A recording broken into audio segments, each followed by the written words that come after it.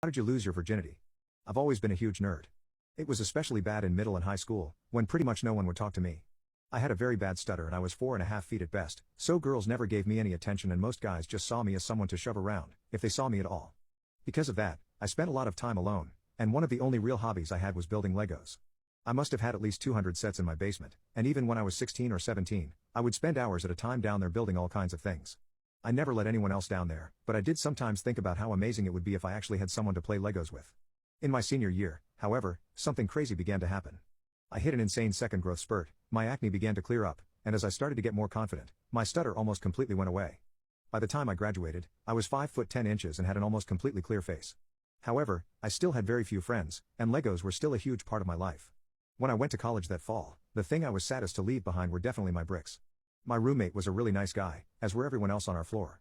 At the end of my first week there, I was invited to my first college party. I was incredibly nervous, this was pretty much my first party ever, anywhere.